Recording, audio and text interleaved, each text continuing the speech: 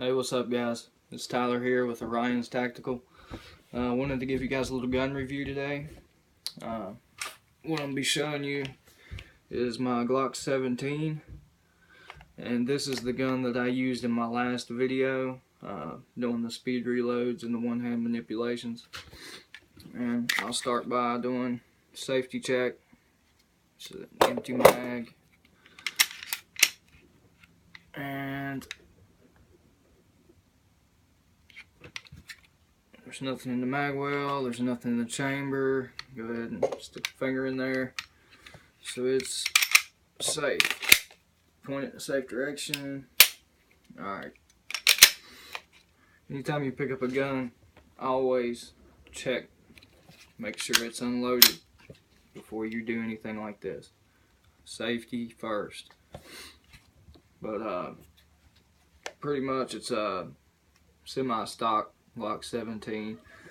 The only thing I've really done to it is I did the double undercut on the trigger guard here, and I did this and the stippling myself, so I got it to where it fits my hand very well. It allows me to get higher up on the bore, which in return gives you more control over your firearm, a little better recoil management. So the higher up you can get on this bore axis here, the more control over the firearm you're going to have. And the stippling job, it's just a standard little dot stipple. I'm not sure if you can see it all that great, but it's stippled all the way around. I left this up here smooth. I stippled under the trigger guard here where your support hand rests, and I also stippled the index points for your pointer finger and your control hand for your thumb. This gun has the ZEV Technologies fiber optic front. It also has the blacked out rear, and it's got the serrations in it to cut down from the glare from the sun. These are really nice sights. I've got them on all my Glocks. They work really well. It's just fiber optic. It's not tritium, so they're not night sights or anything like that. Just, I guess, standard like competition shooters might use them. I just like them. I see them better, so that's just what I use. It's personal preference. The trigger, it's stock.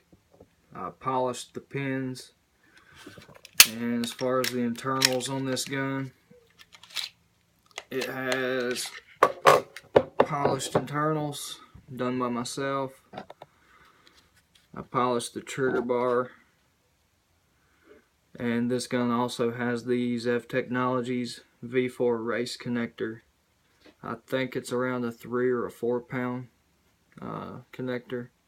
I'm really not sure on that. It came in a kit. It was the ZEV Technologies Fulcrum trigger.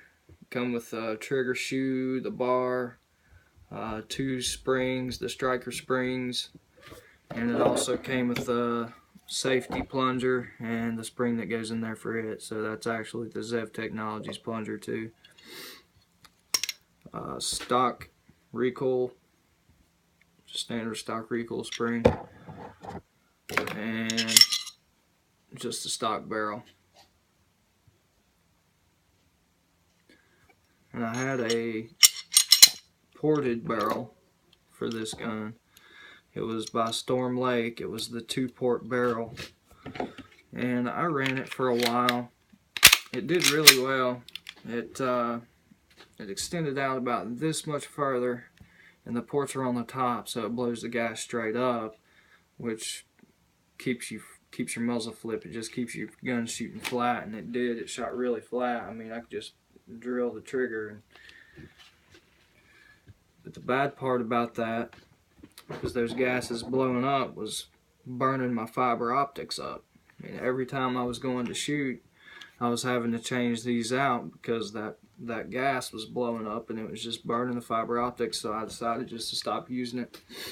The stock barrel does just as good. It's just as accurate as any other aftermarket barrel out there, in my opinion. The gun is only as accurate as the man behind it. So just practice your grip, your trigger control, your sight alignment, sight picture, all the basic fundamentals, and be safe. But anyway, I just wanted to give you guys a look at this gun. It's probably one of my favorites, 9mm. But that's the Glock 17. Anyways, thank you guys, and I'll catch you on the next one.